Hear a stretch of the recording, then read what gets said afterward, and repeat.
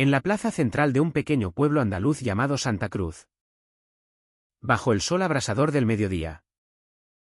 El alcalde gritó el nombre de Javier con voz temblorosa de ira. Revelando ante todos los vecinos reunidos su secreto más guardado: era gay. La multitud estalló en un murmullo de horror y rechazo, lanzando piedras simbólicas de palabras que lo marcaron como un paria, obligándolo a huir de su propia casa esa misma noche. Pero lo que nadie esperaba era que Mateo, el joven hijo del alcalde, defendiera a Javier en secreto, iniciando una cadena de eventos que rompería el silencio opresivo del pueblo para siempre. Javier corría por las calles empedradas, el eco de las acusaciones resonando en su mente como un martillo implacable. Había vivido en Santa Cruz toda su vida, trabajando como profesor en la escuela local, donde enseñaba historia con pasión, inspirando a los niños a soñar más allá de las colinas que rodeaban el pueblo. A los 32 años, Javier era un hombre reservado, con una sonrisa que ocultaba años de lucha interna. Nadie sabía de sus sentimientos, ni siquiera su familia, hasta que una carta anónima llegó al alcalde, exponiendo una relación pasada que Javier había intentado enterrar. Esa mañana, el alcalde, don Emilio, un hombre de 60 años con bigote gris y autoridad inquebrantable, había convocado a la asamblea del pueblo. Javier Ruiz es una vergüenza para Santa Cruz, proclamó, agitando la carta como evidencia irrefutable. Los vecinos, muchos de ellos amigos de infancia de Javier, se volvieron en su contra. Su propia madre, doña Carmen, una viuda devota que asistía a misa todos los días, lo miró con ojos llenos de lágrimas y decepción, negándose a defenderlo. «Has traicionado nuestra fe», le susurró antes de darle la espalda. Mateo, de 28 años, observaba desde el fondo de la plaza, su corazón latiendo con fuerza. Era el hijo único del alcalde, un joven ingeniero que había regresado al pueblo tras estudiar en Sevilla, con sueños de modernizar la agricultura local. Mateo siempre había admirado a Javier, de niño.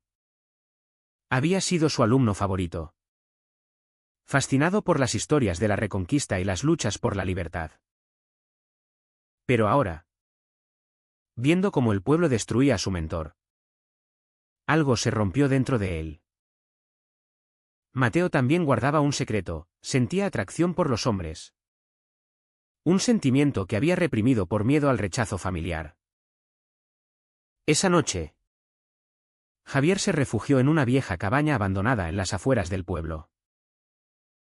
Las paredes húmedas y el olor a tierra mojada no calmaban su angustia.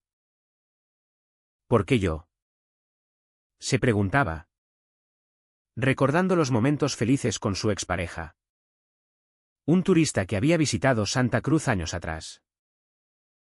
Habían sido discretos, pero alguien los vio.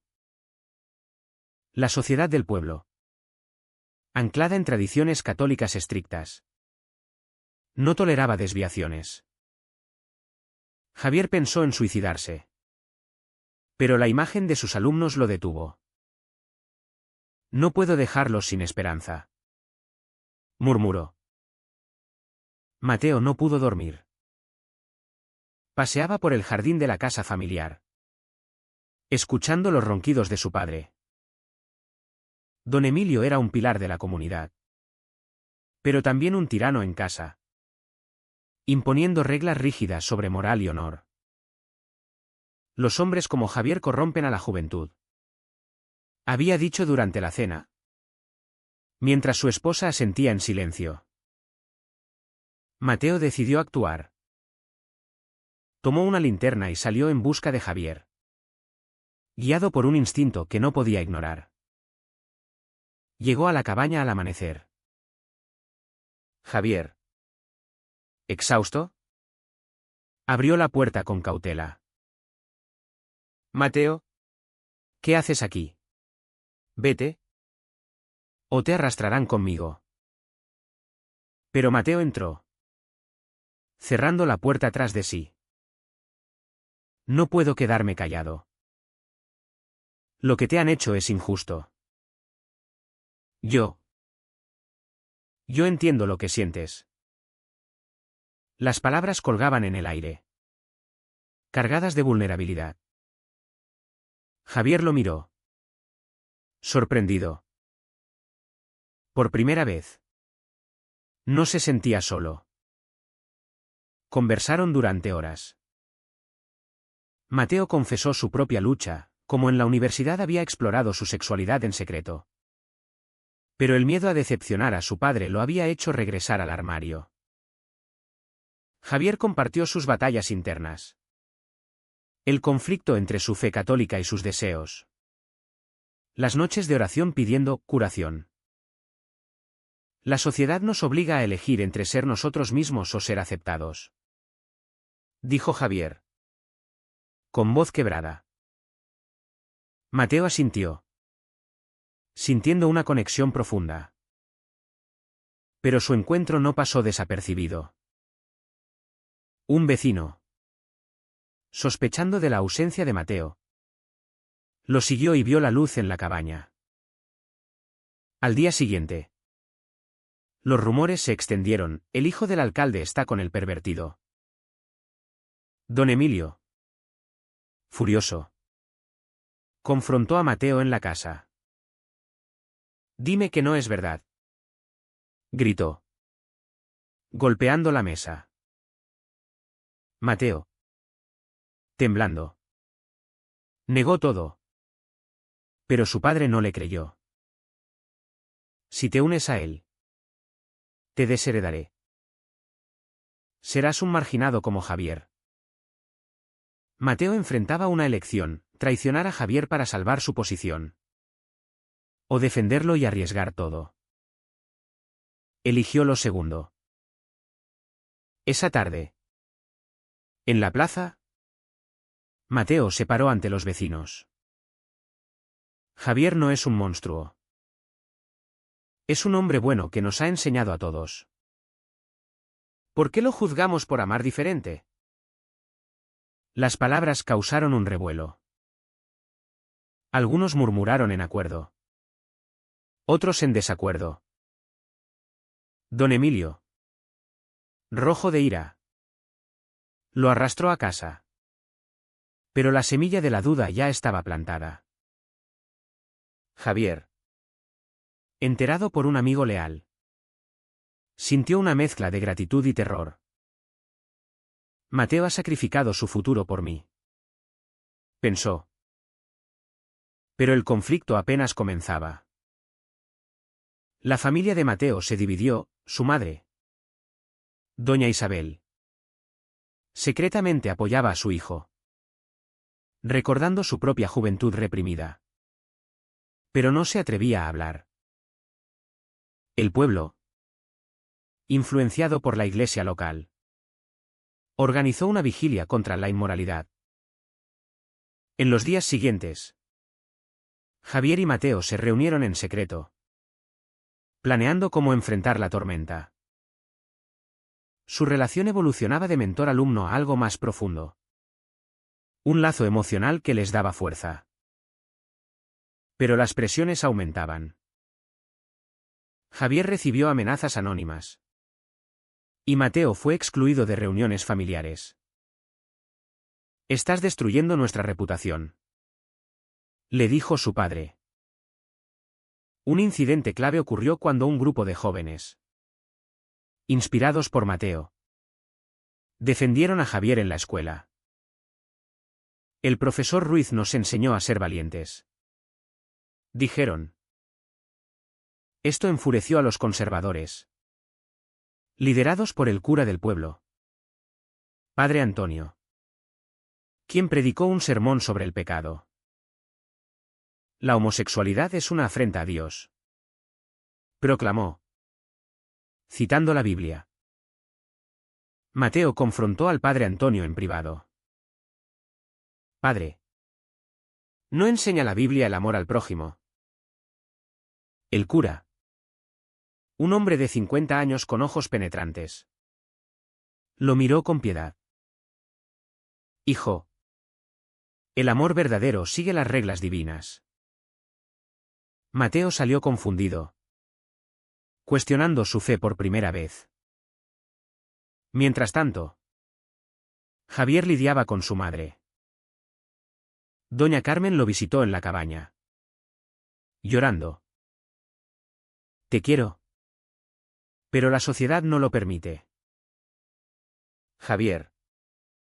Herido. Respondió, mamá. El amor no es un pecado. Es lo que soy. Ella se fue sin prometer nada. Pero su visita plantó una duda en su corazón. La tensión escalaba. Mateo perdió su trabajo en la cooperativa agrícola, boicoteado por su padre. Javier consideró huir a Madrid.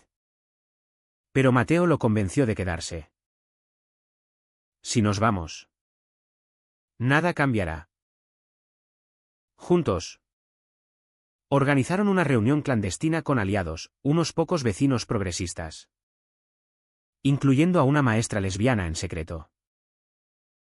Pero la traición llegó de donde menos lo esperaban. Un amigo de Mateo, celoso de su cercanía con Javier, filtró detalles de sus encuentros al alcalde.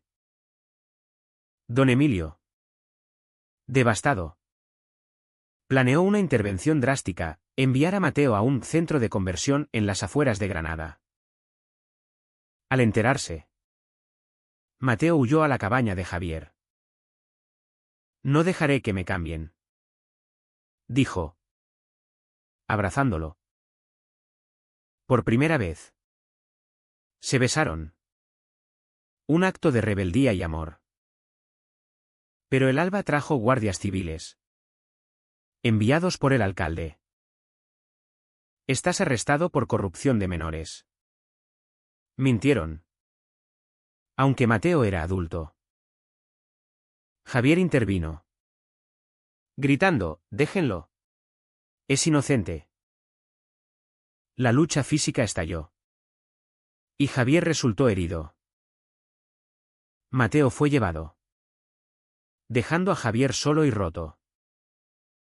En la celda fría de la comisaría de Santa Cruz, Mateo se acurrucaba en un rincón. Las magulladuras de la detención recordándole el precio de su lealtad. Su padre, don Emilio, lo visitó esa mañana, con ojos enrojecidos por la ira y el dolor. Has elegido el camino equivocado. Hijo, podrías haberlo tenido todo.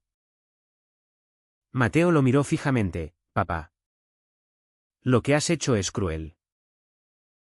Javier no me corrompió, me liberó.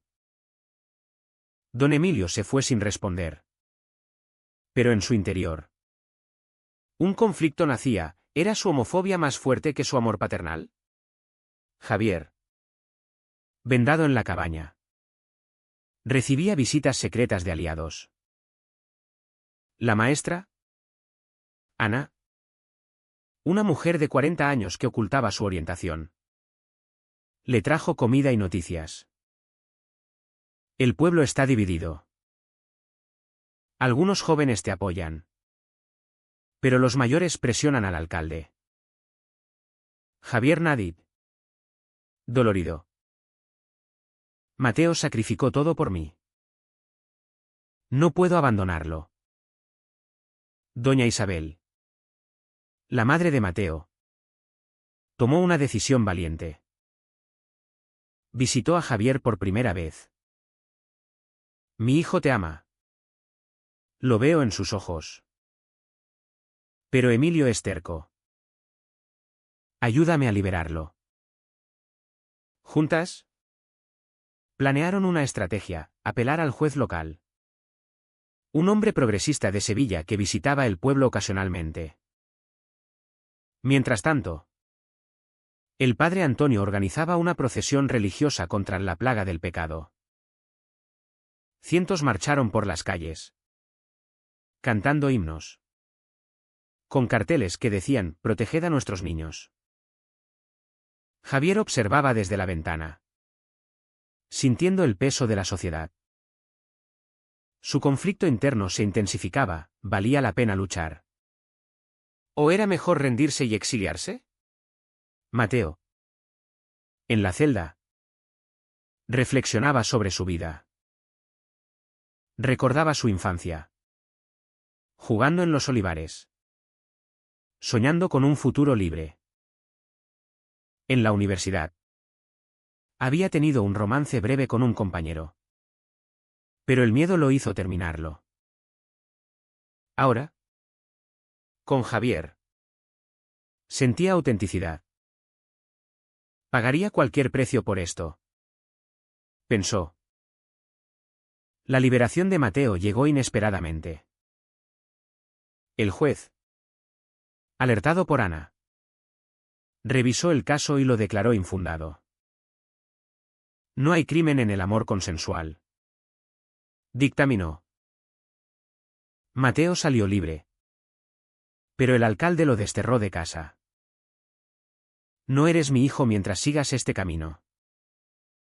Mateo se mudó con Javier a la cabaña. Su relación florecía en medio del caos, con conversaciones profundas sobre identidad y sociedad. La familia no siempre es de sangre, dijo Javier, consolándolo. Pero las presiones externas no cesaban. Vecinos vandalizaron la cabaña, pintando insultos en las paredes. Un punto de inflexión ocurrió en la fiesta del pueblo. Javier y Mateo decidieron asistir, desafiando el boicot. Al entrar en la plaza, los murmullos se convirtieron en silencio. Don Emilio los confrontó, «Fuera de aquí». Mateo respondió, «Papá, este es mi hogar tanto como el tuyo. ¿Por qué nos odias?». La multitud observaba.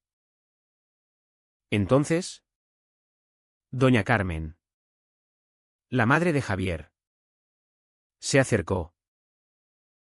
«Emilio, ¿basta? Mi hijo no es un monstruo.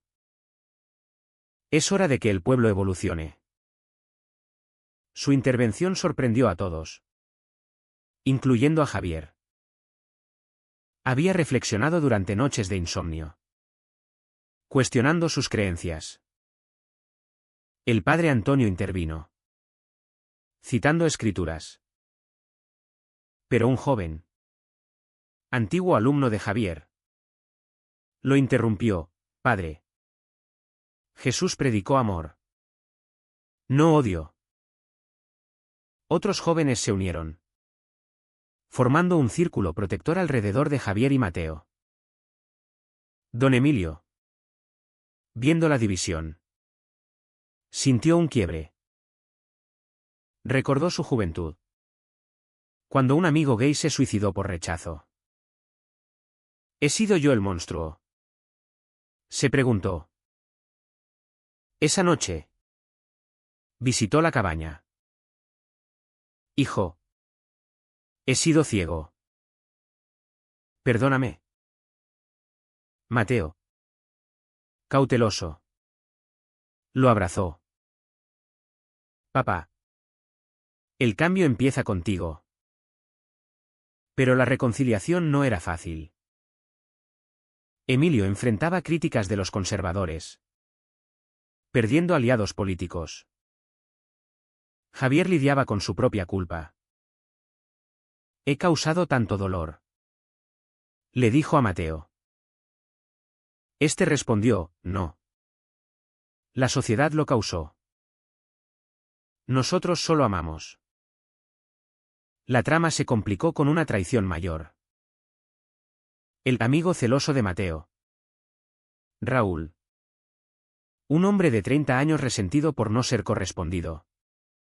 Filtró fotos manipuladas de Javier y Mateo a la prensa local.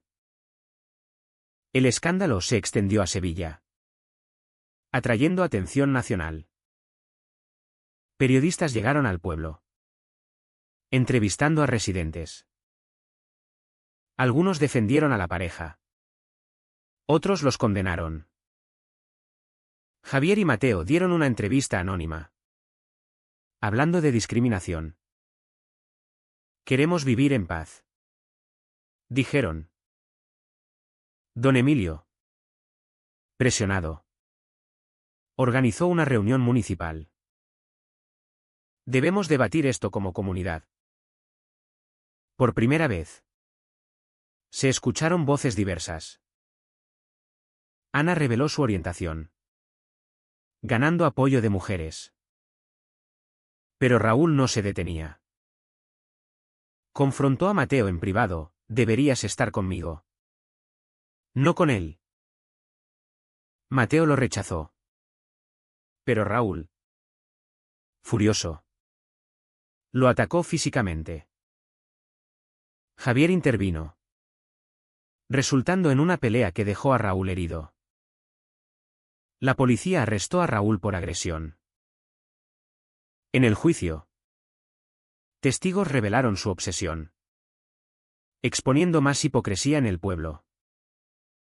Mateo y Javier, exhaustos, consideraron mudarse. Tal vez sea mejor empezar de nuevo, dijo Javier. Mateo dudó: si huimos, ganan ellos. Doña Isabel me dio con Emilio. Recuerda cuando nos enamoramos contra la voluntad de tus padres. Emilio, conmovido, aceptó una cena familiar con Javier. La cena fue tensa. Emilio interrogó a Javier: ¿por qué mi hijo? Javier respondió: porque lo amo, como usted ama a su esposa. Emilio, silenciado, extendió la mano: bienvenido. Pero la paz era frágil. El padre Antonio excomulgó temporalmente a Emilio, causando escándalo. El pueblo se polarizó: progresistas vs. tradicionalistas. Javier enfrentó un dilema moral: aceptar el perdón de Emilio o cuestionar su sinceridad. Ha cambiado por presión, no por convicción, pensó. Mateo, optimista, lo convenció: el cambio real toma tiempo. Un evento clave: una manifestación pro-LGBT en la plaza, organizada por jóvenes. Cientos asistieron, incluyendo forasteros de Sevilla. Javier y Mateo hablaron: el amor no discrimina. Don Emilio se unió, sorprendiendo a todos. He errado. Apoyo a mi hijo. El padre Antonio, aislado, reflexionó. Visitó a Javier: tal vez Dios me envíe un mensaje. No cambió de inmediato, pero el diálogo comenzó. La relación de Javier y Mateo se fortaleció. Pero pagaron un precio: aislamiento social parcial, estrés emocional. Vale la pena, se decían. Con el paso de las semanas, Santa Cruz parecía transformarse. Pero las heridas profundas persistían bajo la superficie. Javier volvía a la escuela. Pero no como antes: algunos padres retiraron a sus hijos, temiendo la influencia. Soy el mismo profesor, defendía. Pero el rechazo dolía. Mateo, sin empleo estable, ayudaba en la cabaña, cultivando un pequeño huerto como símbolo de resiliencia. Don Emilio luchaba internamente. En reuniones privadas con el padre Antonio, debatía teología. La Biblia condena la homosexualidad, insistía el cura. Emilio replicaba: pero ama al pecador. Su evolución era genuina. Pero costosa, perdió la reelección como alcalde. Liplast por un conservador. Doña Carmen. Reconciliada con Javier. Visitaba frecuentemente. He rezado mucho. Dios te ama como eres. Su apoyo sanaba viejas heridas. Pero Javier cuestionaba, ¿y si el pueblo recae? Mateo enfrentaba depresión. El estrés de la confrontación lo agotaba. A veces dudo si valió la pena. Confesó a Javier. Abrazándolo, respondió, míranos, somos libres. Una nueva amenaza surgió, una campaña nacional contra derechos LGBT. Impulsada por grupos ultraconservadores. En Santa Cruz. Manifestantes externos llegaron. Avivando tensiones. Raúl. Liberado bajo fianza. Se unió a ellos. Buscando venganza. Durante una protesta. Atacaron la cabaña. Javier y Mateo se defendieron. Pero Mateo resultó herido gravemente. Con una fractura en el brazo. Hospitalizado en Sevilla. Reflexionó sobre el costo. Podría haber muerto por ser yo mismo. Javier. A su lado. Juró, no nos rendiremos. Doña Isabel visitó. Llorando, mi niño. Lo siento tanto. Emilio llegó. Culpable, esto es mi culpa inicial. El incidente galvanizó al pueblo. Jóvenes organizaron una contramanifestación. Defendiendo a la pareja. Ana lideró. Revelando más historias de discriminación. El padre Antonio. Conmovido por el sufrimiento. Predicó un sermón moderado, el amor de Dios es para todos. No endorse la homosexualidad. Pero llamó a la compasión. Raúl fue arrestado nuevamente. Esta vez por asalto agravado. En prisión. Confrontó sus demonios, su propia represión sexual. Javier y Mateo. Recuperándose.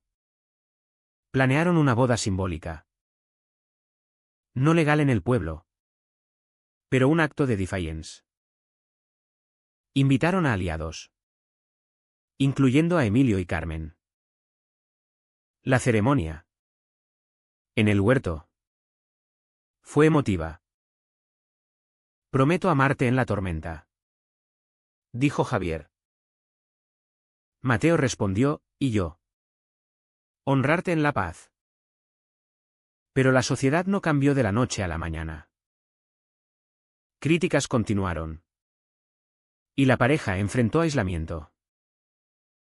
Mateo perdió amigos, Javier. Respeto profesional. Un periodista nacional escribió un artículo sobre ellos. Titulado El amor que cambió un pueblo. Atrajo apoyo externo. Donaciones para su causa. Emilio. Inspirado. Fundó un grupo de diálogo comunitario. Hablemos de diferencias. Propuso. El conflicto interno de Javier culminó en una crisis de fe. Visitó al padre Antonio, ¿cómo reconciliar mi amor con Dios? El cura respondió, busca en tu corazón. Mateo apoyó, tu fe es tuya. No de ellos. La alta tensión llegó con una elección municipal especial. Emilio se postuló nuevamente. Con plataforma inclusiva. Oponentes lo atacaron como traidor. Durante el debate. Mateo habló, mi padre aprendió de sus errores. ¿Y ustedes? El pueblo votó, Emilio ganó por estrecho margen. Celebración. pero amarga para perdedores. Javier. Orgulloso. Dijo, hemos ganado una batalla. No la guerra. Pero una traición final, un familiar lejano de Mateo filtró secretos familiares. Exponiendo hipocresías pasadas de Emilio, un affaire heterosexual. Emilio enfrentó escrutinio, nadie es perfecto. Admitió.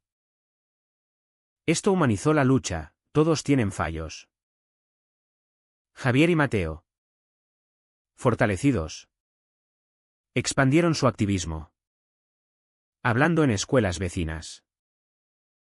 El precio, estrés crónico. Salud mental afectada. Buscaron terapia en Sevilla. Doña Carmen organizó un grupo de madres apoyando a hijos LGBT. El padre Antonio evolucionó lentamente. Leyendo textos modernos sobre teología queer. Santa Cruz cambiaba, banderas arcoíris en algunas casas. Diálogos abiertos. Pero Javier cuestionaba, ¿fue suficiente mi sufrimiento? Mateo respondió, cambiaste vidas. Incluyendo la mía. A medida que los meses pasaban, Javier y Mateo se establecían en una rutina precaria, pero llena de propósito. La cabaña se convirtió en un refugio para otros LGBT del área. Un espacio seguro donde compartían historias. Javier retomó la enseñanza a tiempo parcial, enfocándose en tolerancia. Mateo encontró trabajo en una ONG en Sevilla. Commuting diariamente. Don Emilio. Como alcalde reelegido. Impulsó políticas inclusivas, talleres contra discriminación. Alianzas con organizaciones nacionales. Pero enfrentaba oposición interna. Incluyendo del padre Antonio. ¿Quién? Aunque suavizado. Mantenía posturas tradicionales. Una crisis final surgió cuando un adolescente del pueblo, inspirado por ellos, se declaró gay a su familia conservadora. Los padres, enfurecidos, lo echaron. Javier y Mateo lo acogieron. Confrontando a los padres, no repitan nuestros errores. Emilio medió, convenciendo a la familia de dialogar. El chico volvió a casa. Pero el incidente recordó la fragilidad del progreso. Javier lidiaba con resentimiento acumulado. Pagamos un precio alto por el cambio de otros. Le dijo a Mateo. Reflexivo. Admitió, sí. Pero mira el legado. Doña Isabel y Carmen formaron una alianza, apoyando a más familias. Raúl. Liberado. Se mudó. Pero envió una carta de disculpa, fui cobarde. Gracias por mostrarme el camino. El clímax emocional ocurrió en la fiesta anual del pueblo. Javier y Mateo fueron honrados públicamente por Emilio, son héroes. El padre Antonio bendijo la ceremonia. Un gesto simbólico, que Dios guíe sus caminos. El pueblo aplaudió. Pero no unánimemente. Algunos se fueron, mostrando que el cambio no era total. Javier y Mateo. Solos esa noche. Reflexionaron. Hemos perdido mucho, amigos. Seguridad. Paz mental. Dijo Javier. Mateo agregó, pero ganamos autenticidad. Amor. Y un pueblo mejor. La historia culminó con una decisión, quedarse y seguir luchando. O mudarse a una ciudad más abierta. Eligieron quedarse. Por los que vendrían después. En los años siguientes, Santa Cruz se convirtió en ejemplo de transformación rural. Javier escribió un libro sobre su experiencia. inspirando a miles. Pero el costo personal perduraba, cicatrices emocionales. Vigilancia constante. Al final. ¿Fue correcto que Mateo arriesgara todo por defender a Javier? ¿O debería haber priorizado su propia seguridad familiar,